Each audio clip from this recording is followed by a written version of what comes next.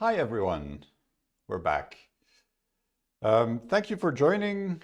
We have 3 sessions planned for today. Process plan improvements is the first one. Let me start by doing some housekeeping. So if you have not subscribed for the sessions for tomorrow yet, it would be good to do that, especially the quiz, for example. There is still a little bit of space there.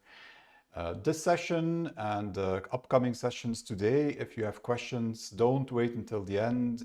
Just ask questions in the chat or in the QA section, and someone will see that you asked something and interrupt me, and then we can at least answer it.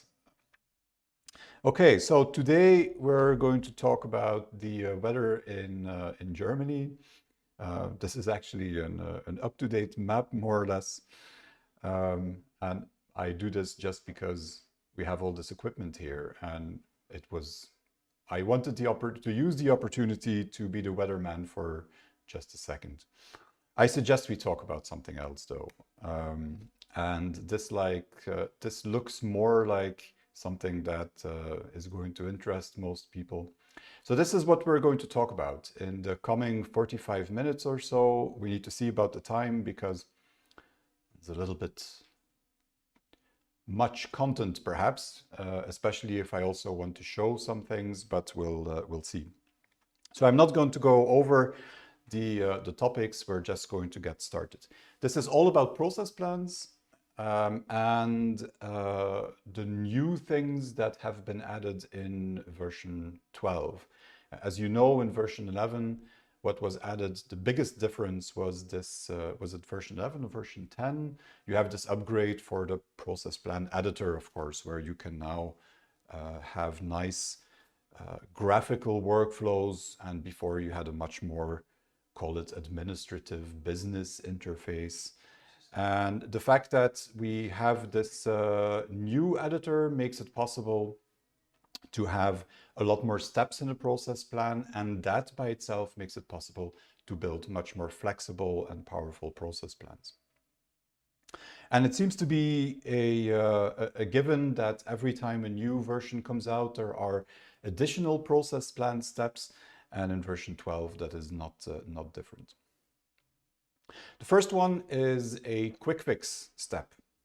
And if you missed the presentation that Olaf did on the Monday, then, well, first of all, I can explain you what QuickFix is, but you should probably also check out the Callas software or 4P's YouTube channel. The QuickFix movie and some of the other recordings of sessions are already up there. So if you missed it, go back and have a look on YouTube, and you'll see the recording of that session there.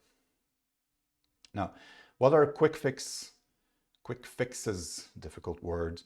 A QuickFix aims to modify a PDF document, but really, really quickly. And so even for very complex documents, the goal is that this will take significantly less time than if you would use a regular fix-up. And because of that, they are not available for everything, as Olaf explained. And in that sense, they are similar to Quick Check, which was introduced before. Both of them are limited to a subset of checks and fixes, but they do them really, really fast.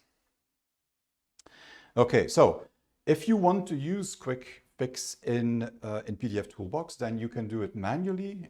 They have been integrated into the profile window. You can also use the command line, but there is also a QuickFix step in a process plan that you can use.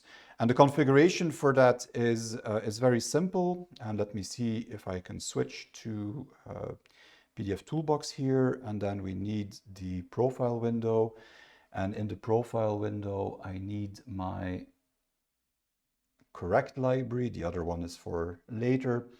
And in here, I have prepared some process plans that we can look at.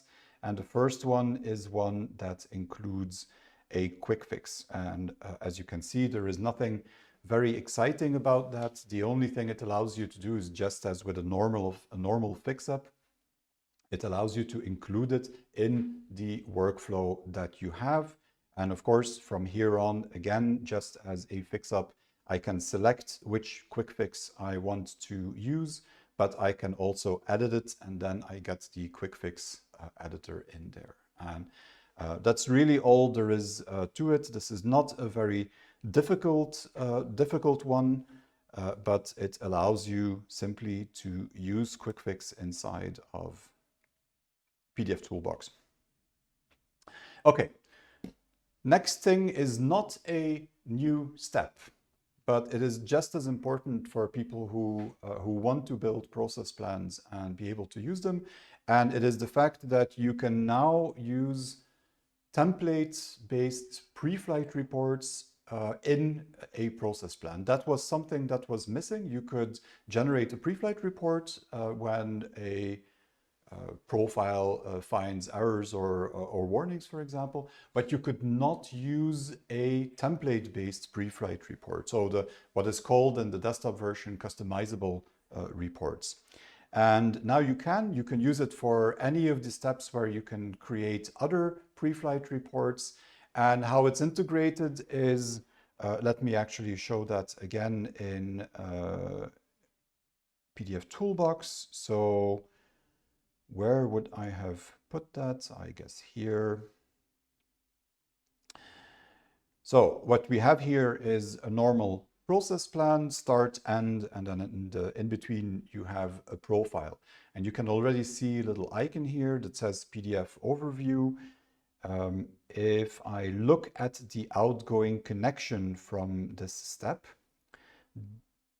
and then we look at the properties of that. So you have to specify when that particular connection is going to be used.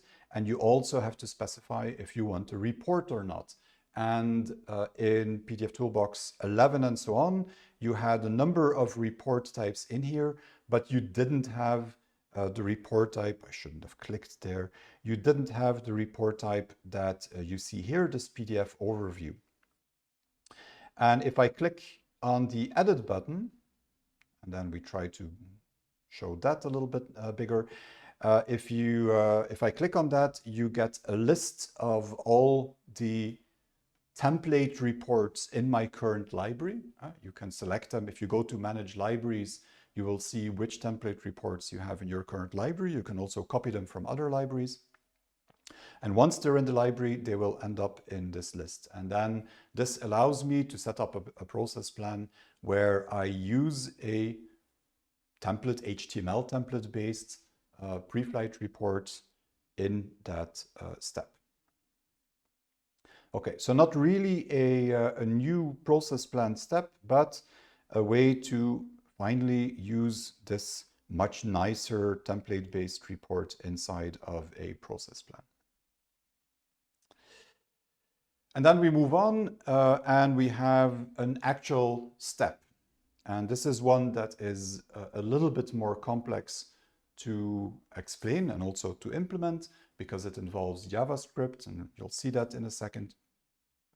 But it gives you a very nice additional possibility. And from all of the projects that I've done, I can, off the top of my head, think of at least 5 cases where this would have come in really, really handy to have. One of the limitations that existed in process plans was that while I can do a lot of things with files, I can't merge files in any way. Yeah? So I can't take file A and B and then merge them together, or take an additional file from a fixed PDF file that I have somewhere and insert that in my current document.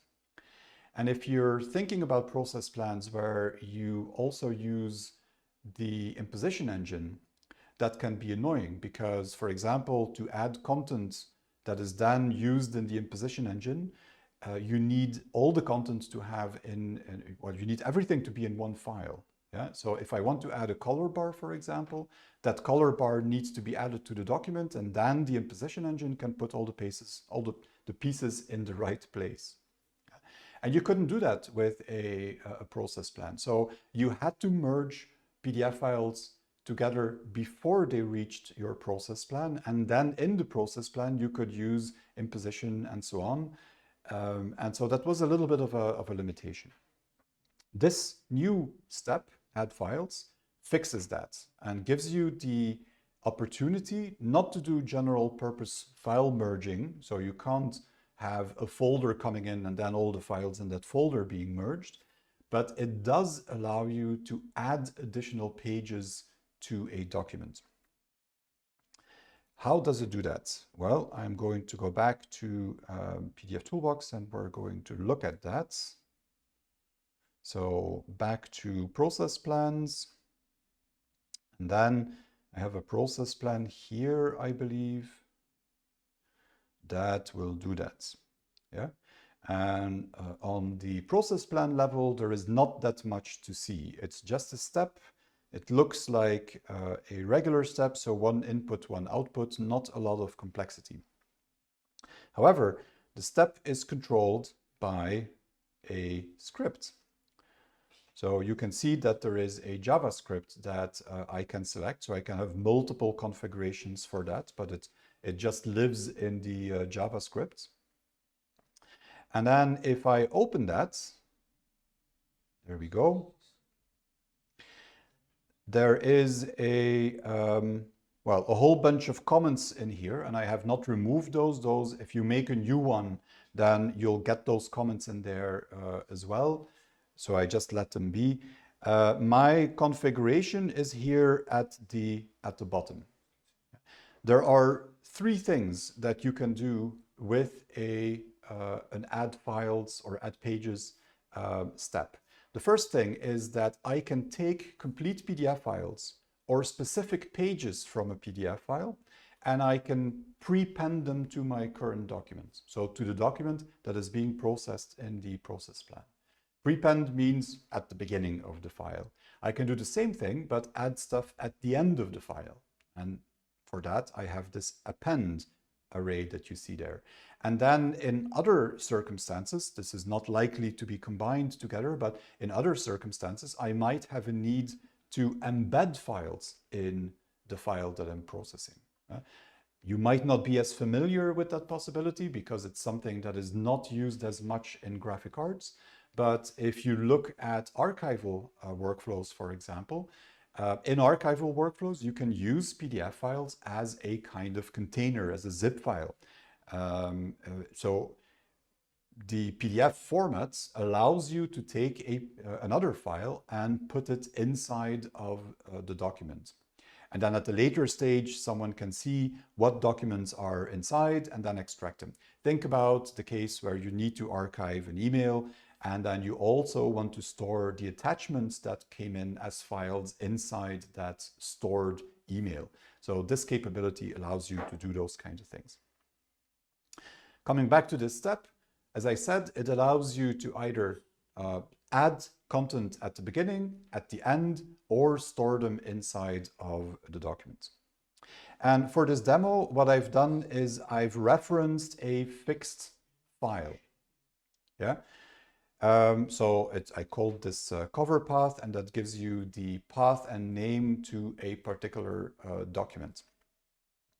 And then I have added that document to my prepend and to the append array. And in both cases, I've done something different. In the first case, I'm saying start at page 0, which is page 1. This is developer talk, of course. And then the number of pages should be 1. So this means take just the first page of this document that I point to here. And in the second array, I say start at page 1, which is page 2. This is enough to get schizophrenic. And again, 1 page. So essentially, I'm just telling pdfToolbox I want page 2, and that's it. And then that configuration that I have here, this thing where I now added elements to the prepend and to the append array, that configuration is passed back to pdfToolbox. So what does that mean? Well, it means that, let us try this one, and then I should probably make sure that I have a proper file for that, and that file should live here somewhere.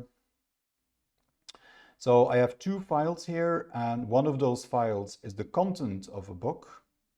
And that one we are going to open. So here's the content. Obviously, it's about penguins. And the other file is the cover of a book. And you can see where this is going. The cover exists of two pages, first page and the last page of the book. And the idea is, of course, that the first page should be first and the last page should be last. Now, if I then take this process plan and I'm going to press the Option key and then click on Edit, which opens the test editor immediately. If I run this process plan, what it has done, it has taken that cover and it has added page 1 of the cover at the beginning of the document, and then the second page of the cover at the end of the document. Yeah. So that is what you can do with that. You just take a document and you specify which page range, or you say all pages, which page range needs to be added to the document that you're processing in your process plan. So really cool in environments where you need that, and this, at least for me, takes away one of the restrictions you had in process plans in earlier versions. There is one question. I think it's a complicated one. So there was for a project, there was a requirement to merge two PDF files, and then what they wanted to do is to just pull a certain number of pages out of the other document and then put them in a certain position in the pages of the active document and so forth. So let's say from your existing PDF file, you take page 1, then 2 pages from the other PDF file, and so forth. Do you know the solution? Yeah, not this step by itself, I think. That sounds too difficult for this. You probably in this, because as you just saw, what you can do here is either prepend or append. You can choose a page range, but still, if you want to really mix them together, that would be that would, I think, be difficult. What you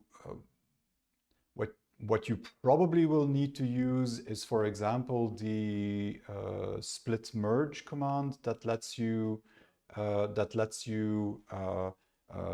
tear a file apart and then put it back together again in a different order. One of the typical ways to use split merge, a very simple one, is to split it into individual pages and then merge them together in the opposite order. So you can really reverse the order of pages in the PDF. And it's a single CLI command or a single command that you run in the pdfToolbox actions configurator in Switch, for example. Yeah, I agree. I think this is probably, I mean, if you are in CLI mode somehow, so in desktop via a process plan, I think it would be difficult because you don't have a fix-up. So the only way is to merge the two files first and then to move pages around, and you don't have that ability in with fix-ups, but you can perfectly do that on command line or in the SDK. Yeah, the other option that you have, if you know what the order is supposed to be, is you could merge both files together. So if you know that you have two files, then you use a process plan to merge them both together, and you have one file with the pages of the first file and then the pages of the second file, and then you use an imposition step that would do the reordering. That would work as well. Yeah, but it has some drawbacks. The imposition engine, well, you would if the page format would be different from file to file, then you might already have to make a dynamic one, which makes it a little bit more difficult. but you can do that. That would be It was possible. imposition, you're right. Yeah, So I that was would be not possible. thinking of that. So we have to be, we have to answer quickly because they keep sending new ones. So if we take too long. Okay, good. One other question was whether inserted files, pages can also be rotated or flipped on the fly somehow. I think in that case, well, if I'm not mistaken, and I would have to look it up, but I think that the rotate fix-up has, for example, has an apply to filter. Yeah. So you could insert them first and then use an apply to filter in the rotate or in the flip, and do it that way. Yeah. So that sounds feasible. Yeah. And then the next one was. Oh yeah, so a subset of the previous question. So what about reordering or place them somewhere inside, not at the beginning or at the end? And yeah, I same think, answer. right. The only way to do it is the imposition engine, really, at the moment. Yeah. Yeah, if this is something that you really need, do two things. First of all, send us an email, and we will be happy to explore further with you. And secondly, if it's something that is not possible or easily possible in pdfToolbox today, you might also consider sending in a feature request. That way, at least we know that it's something that you want to do. Yeah. And then I just, a colleague just mentioned then, in fact, there is an additional possibility. So new in pdfToolbox 12 also is an action, a switchboard action. That is called split or reorder, and that allows you to split and reorder the PDF file. So what you could do is you merge the two files together and then you reorder them using a split scheme. Yeah. So the beast that we have seen in the QuickFix session of Olaf just briefly, in order to reorder them. And then there is a checkbox merge again. So then you would first split and then merge the result files together again so that you kind of reorder the whole thing. And then, of course, you could set that up over there as an action and then create a switchboard action from that that you can then use in a process plan. Good idea. Good idea. Yeah, absolutely. And that would also probably resolve another question that came up, or another complaint somehow. So if you impose, then you would lose page boxes, which is right, but you wouldn't do so if you use this approach. True. And that is, now that you say that, that is probably the best approach, I would say, for something like this. Especially if you can save it as an action, and given that actions support variables now as well, you have a lot of flexibility that way as well. Yeah, absolutely. Yeah, so and then there is another question whether it's possible to also check or fix on the fly the PDF files. But I mean, this is of course you can't use the full PDF toolbox on the fly when appending another file. So you have the abilities, but that would just be a different operation in PDF Toolbox. Yeah, so you would have to add that after your merge operation somehow. Yeah. For example, what I did here with the book, where I add the cover, if you also need to do pre-flight, then I would suggest you add the cover first, and then you have, for example, a profile, for example, that does the pre-flight that you require. That would then be the right way to do that. Yeah. Okay, good.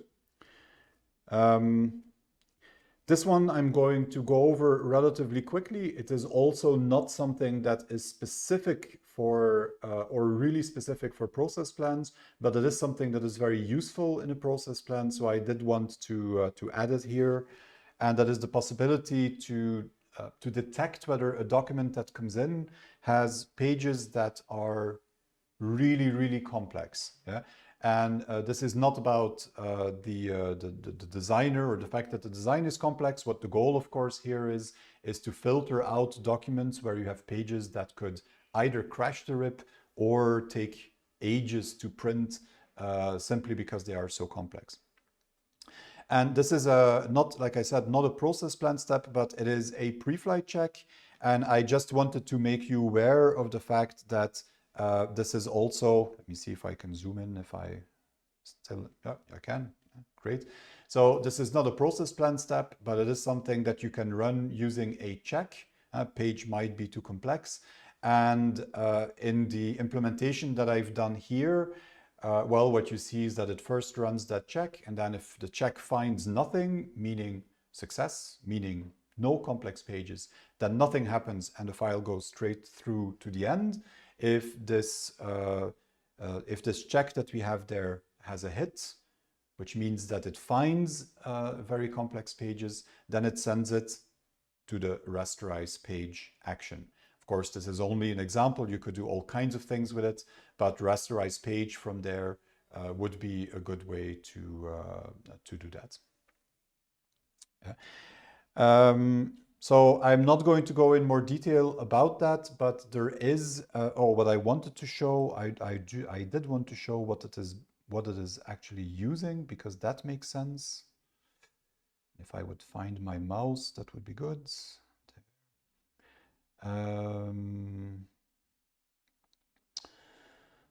Here, this one, and then we have a pre-flight check, and then if I open that pre-flight check, you will see what is used. And so there is a condition that is called content stream size of most complex page. And what that does is it looks at all the pages in the document, and it looks at the size of the page. So in PDF, each page has a content stream, and that consists out of drawing operations, so instructions to the RIP to draw certain things. And what this condition does, it looks at the size of all the instructions together. And if that size is higher than a certain number, then it says this page is probably too difficult. Yeah? What is important to know is that this doesn't typically take into account the images, for example, on the page, because those are referenced objects. We already talked in sessions before about optimizations in PDF, and then we mentioned that PDF files consist out of objects that can be called, and so those images would be an object, fonts would be an object. All these things are not taken into account in this number. This number really is the drawing instructions for text, the drawing instructions for line art, and so on. And what you see in many cases is that in the line art part that it's going wrong, because there are too many drawing vector elements on the page. So the number that you see there is I think it's 5 megabytes. I took that from the documentation. So you would have to see what a good number is, a good cutoff number is for you. But this says if it's higher than that, then it's a problem. Question here. Actually, there were two remarks, and I think they are good ones. One question is, would this count also the content streams of X objects on that page? And the other comment was that a regular check might already take long for a very complex page. Yeah. So if you want, I could answer that. Sure. In so far. You can use QuickCheck to resolve both. So in QuickCheck, you get a JSON, and then you can set up QuickCheck to give you the content stream size. And QuickCheck would really only look at the compressed size of the content streams, and you can set it up to not just do so for the main content stream of the page, but also for any X objects, and even including any patterns or other objects on that page that might have their own content streams. Yeah, and of course, this quick check could then be integrated into a process plan, and then your right. again, exactly. on the right track. Exactly. And then there was another question whether in that operation, when the page is rasterized, whether any font objects or X objects on that page are removed. And to make it quick, yes, that is the case. So I already answered. So that will be good, because otherwise we're not going to make it. So another new step in there, a really cool one, and something else you couldn't do in the past, and that is compare PDFs. And you've already seen this functionality mentioned before, because there were some enhancements to how you can compare PDF files in the first place.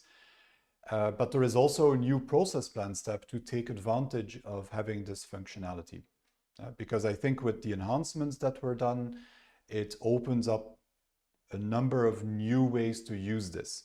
There is, in fact, I will come back to this functionality in the last session of today, where I'm going to talk more about color capabilities or color possibilities in relationship to all of these things. And compare PDF is one of the tools that you can use, I think, to start accomplishing new things. So this will come back, but it is a relatively straightforward thing.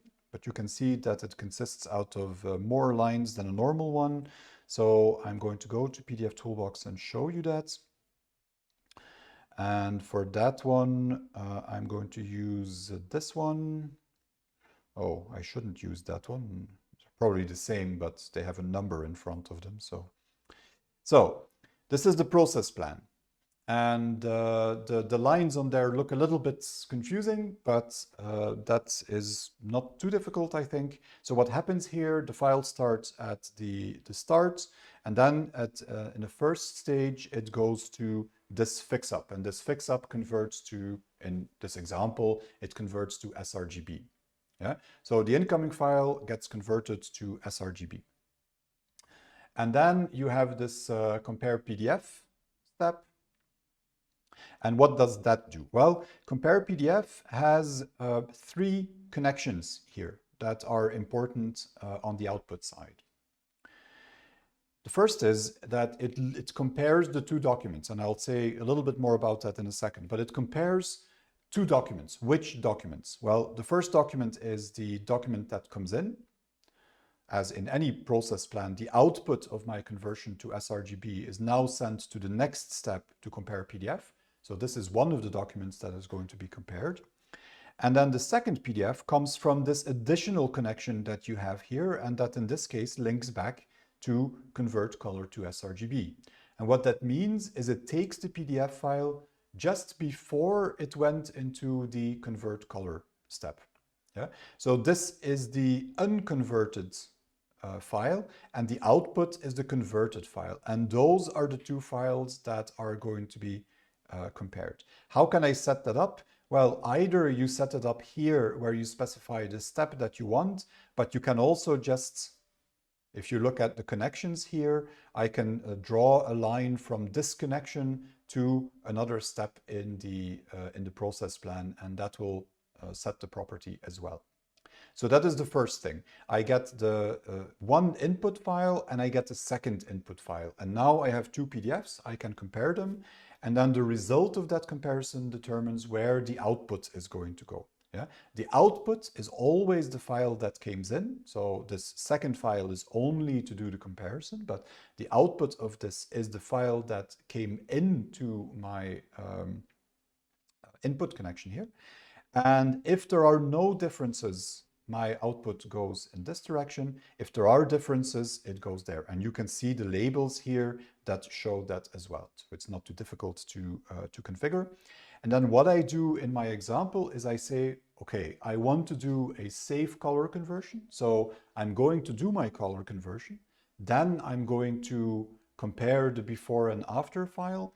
And if there are differences, I'm going to send it to a file pickup, and that is a step that already existed, and that also has this kind of setup with an extra line, because this one will go get the file from before this action and then replace the incoming file with that file. So in fact, if there are color differences, I'm going back to the file before it was converted. Yeah. That is just error handling, so you could do that differently, but the essence is that I can do something to a PDF file and then I can do a comparison. Now, in pdfToolbox 11, this would be almost useless because the comparison was strictly based on pixels, pixel differences, and it was really bad in comparing color. But in pdfToolbox 12, that is no longer the case, so I can select it here, and then I also get all the properties to do the actual comparison. And one of those properties is the comparison method. And in that comparison method, I can do the old comparison, so one of the channels or CMYK or RGB, but I can also have the new delta E or delta C based comparisons. And of course, if you do a color conversion, that means that I can say, well, if I have, and I don't know how it's set up here, if I have more than 5 delta E difference in my file between before and after, then I want to do something special. If it's lower than a delta E of 5, I'm going to assume that they are equal and that it's not a problem. And of course, the delta E threshold can be set to whatever you want. Okay, so again, something that was not possible in pdfToolbox 11, but that is a quite nice addition to the possibilities of process plans. And then a very dangerous one. And you could wonder why we have implemented this. And in fact, many people wonder about that, but it can be really useful at the same time as well, even if perhaps it's only in a test environment. Whether you want to use this in production is something you are going to have to see, but especially I'm going to say it more generically, in some environments, this might make a lot of sense. So this is a possibility. It is not an additional process plan step, but it is an addition to the JavaScript engine inside of pdfToolbox.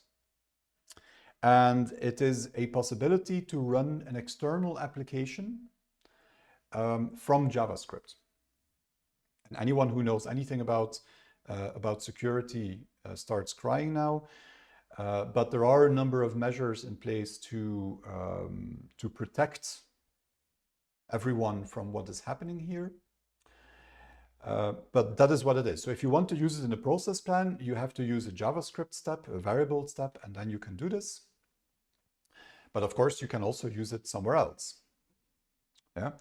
So let me show you that. I think this is the last thing I have, but we'll see.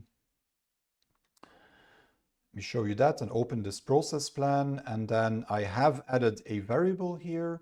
And then if I look at that variable, you will see that it's for once, because I don't have that habit, for once it's a very small JavaScript.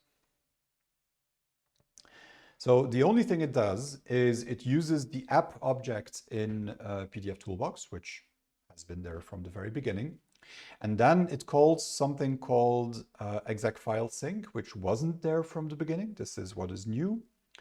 And you can specify a command, an application that you want to run. And then you can specify what the parameters are that you are going to pass along. Yeah, and I'm doing a bit of a dirty trick that that I got from Ulrich, I think. And that is, instead of specifying a specific application, I'm specifying a shell script that will run whatever the first parameter is that I pass afterwards. So in this case, I will run the open command, and on macOS, the open command means that the file is going to be opened in the default application associated with the file extension. So in my case, a PDF file. And then the second parameter that I give is app.docPath, which is the full path to the file that I'm processing in this particular case. So run commands will open the file that I'm processing. And that means if I run this process plan, that it will open up the PDF file that was generated.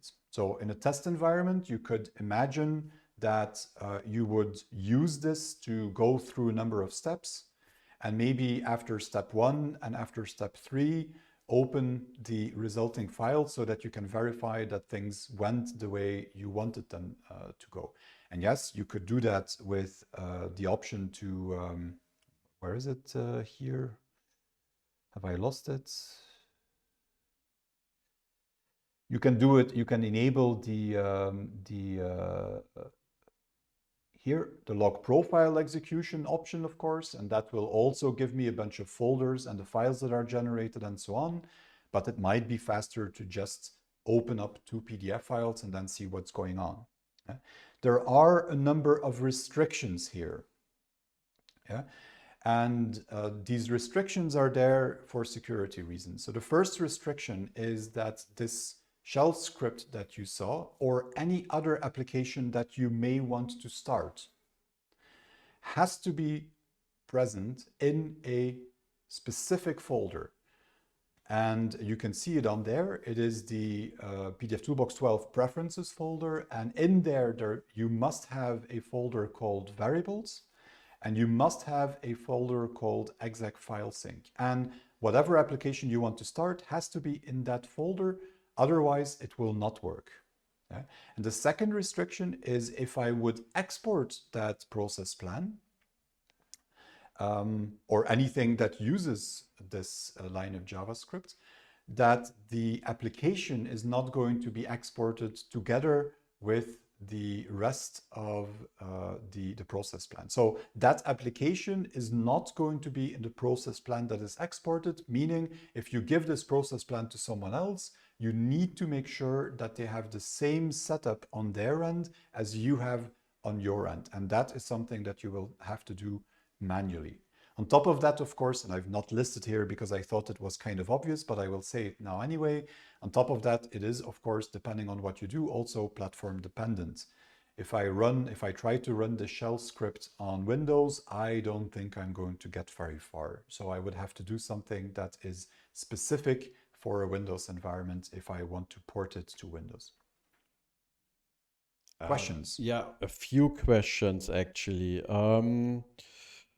Let me start. So one question was for this run external application. Would that be the tool of choice if I need to export a JSON file? You need to export a JSON. It depends what you need to export a JSON file from, but as far as I know, no, you can't write from the JavaScript environment, can you? No, I mean, indeed, I think I mean, you can dump the variables object. So if the export would be the variables object, I think there is an easier way to do that. Yeah. And I mean, the rest, yeah. So then if the use case is something different, then I think we should just take it to support. There are a couple of more questions. So write us an email about that one. That would be good. Yeah. And then another question related to that is whether it's possible to get the results back from the external application that is run. I need to look at the documentation, but I believe the answer is yes, if I remember correctly. This is based on this exec file sync is something that you also have, for example, in an OGS environment, I believe. And the function was based or modeled after that one. I would need to check what that means for the results. Yeah. So probably this came also from another source, a similar question, and then this other source wanted to use what comes back in the variables. So maybe we double check that. Yeah. So if you get something back, it's of course simple. And then update the documentation if it's not already there. I don't think it's there already. But if you get something back, it's simple. Then you can just put it in app.vars, and then in your next process plan step, you will have access to it as well. So that can be done. The question is, what information can you get back from this exec file sync? So that we will check. Yeah. And then there comes the, in my understanding, reasonable advice that running an external command is not safe if you at the same time allow the command to take whatever arguments you would pass to it. And I fully agree. So if that's just a shell script that then can do anything, then of course it is kind of open. We were hesitating actually to make this possible. However, this will never be part of a profile. So this will never be executed if the user doesn't install something in the pdfToolbox environment. And we believe, since pdfToolbox environments are usually controlled environments, and since this action is used, you need to at least somehow discuss that you want to do that with the one who's using the thing. That was the idea here. Yeah, so when I had on the opening slide for this, I had careful now. That was not a complete joke. It is very obvious that this is not something you just want to do without thinking about it. And that's why there are some limitations to it as well to keep it safe. Yeah, so use at your own risk. Yeah. And then another question, only slightly related, is whether you can do database queries in a process plan. So yes and no. There is no direct database connectivity, but you can use REST APIs. And in fact, that's a weird way of saying it. You can do GET calls, for example, which means that if the question is, can I get information from a database? Then the answer is, if your database has an API that you can call with GET, then the answer is yes. If not, it might be that it's still possible, but then you would have to write an intermediate layer that you can call from pdfToolbox, and that then does the direct connectivity with the database. Yeah. So if you can, anything that you can reach with an HTTP based call or an HTTPS based call is going to work. Yeah.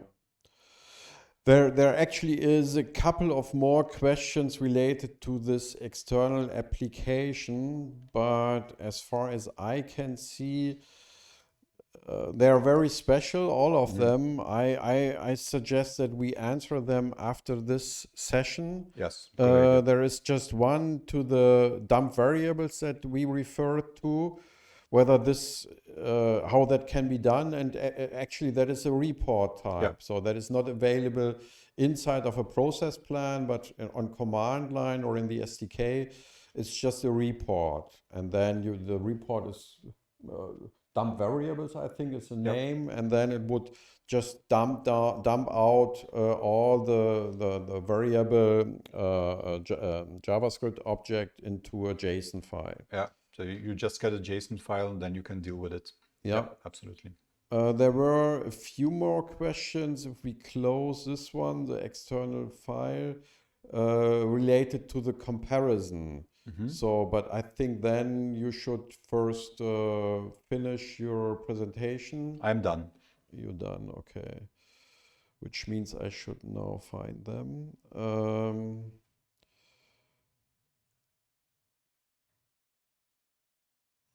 Okay, just a moment. Yeah, just keep in mind that, like I said, the third presentation today, I'm also still going to talk about this in a little bit more detail, because I'm using this in two process plans. One is this one, but I will also show it, and the other one goes more in the direction of VPM, and there I will use that as well. Yeah, there was one question related to the comparison, two more questions, so and both related to the comparison. One was whether that would work if the two documents haven't the same media size. You can specify you can see it here on the screen as well. You can specify relative to. Yeah, so if they have a different media size, but the trim box is set correctly, then yes, that will work. If you scale up the document, of course, then it's not going to work. Then everything is going to be different. But Yeah. so as long as you can specify a media, a page box and a corner of the page box that is a fixed reference point, then you can do it. Yeah.